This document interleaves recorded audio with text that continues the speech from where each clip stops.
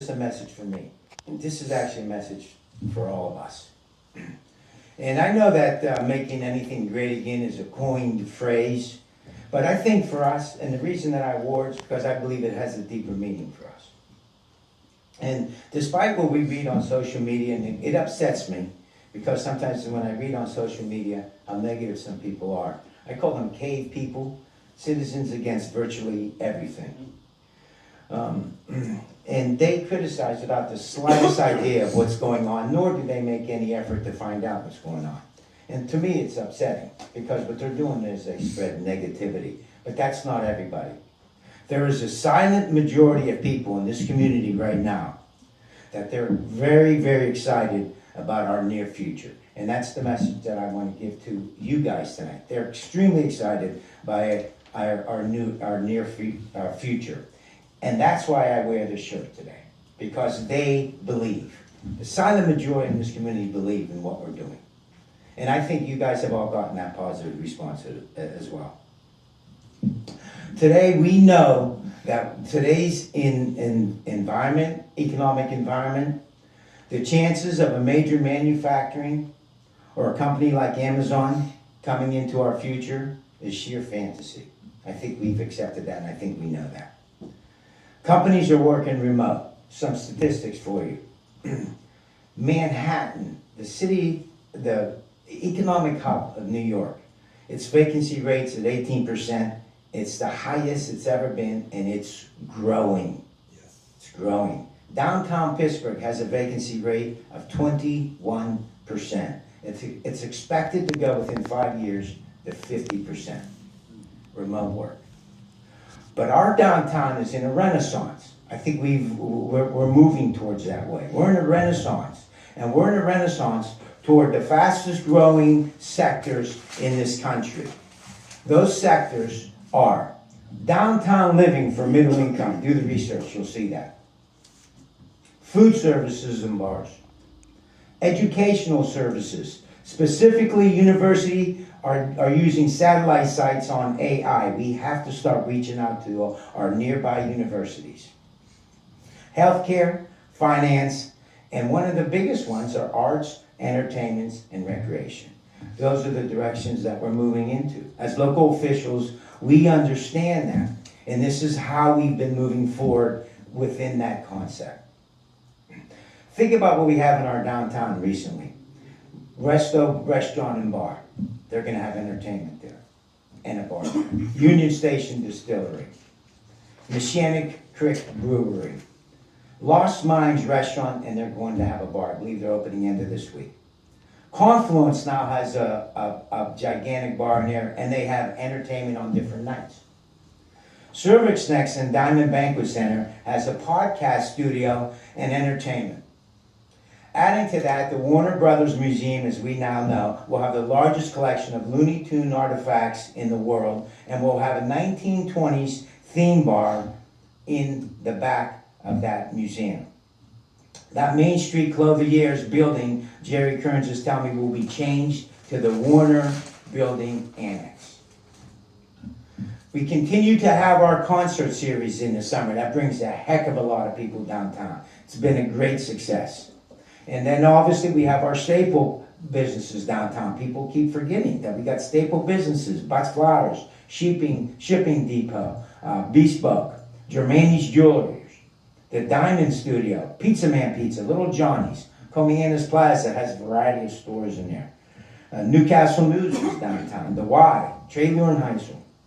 And there are a couple buildings, Brian Bjork tells me, for sale that any real businessman or businesswoman can use and pick up right now.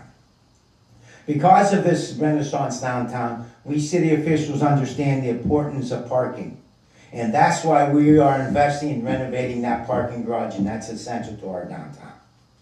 And I'll tell you this, and I think we've talked about this, I envision a shuttle taking patrons to various businesses throughout our downtown. Other communities do it.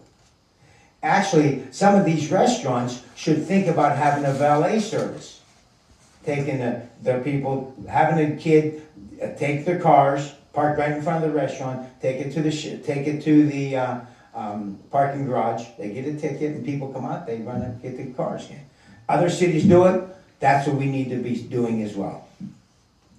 Coming soon in our downtown, as we all know, we're gonna have an apartment complex for middle income people in which the first floor will be retail.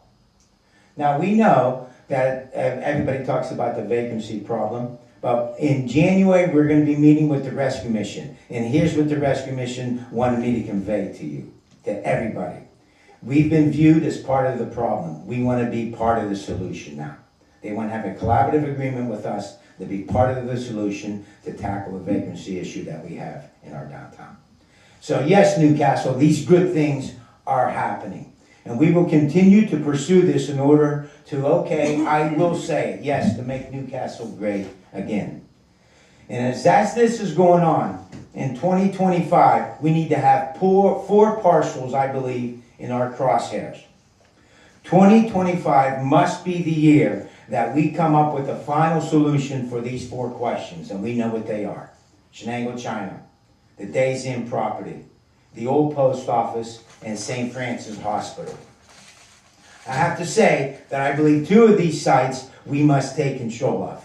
We must take control of the Shenango, China site and the Days Inn site, despite the risk. We have to do this. I believe as owners, we have the potential to do things in a positive way in those areas. The owners there have proven that they won't or they cannot.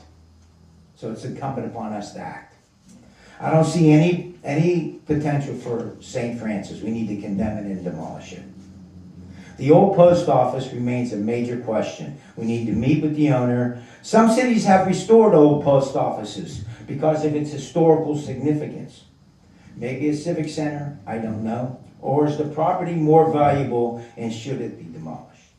So those are the things that we have to discuss with that owner. This I know, to stand by and hope and pray, which isn't a strategy, that the owners do something hasn't worked. So again, I have to say that we must act. In conclusion, I got to say this. It's been an honor to work with you guys and the administration of this city. We're really making strides, and I'm excited about it. I'm honored to serve with this distinguished group of colleagues here. Each council member in this administration, I derive great inspiration from your intelligence, your vision, and your dedication. Most of you guys have families, you work, but you're here and you're ready to answer any call that I make or Chris makes at all times. I appreciate that. Everybody here is relentless in their pursuit of making Newcastle a more perfect and beautiful place.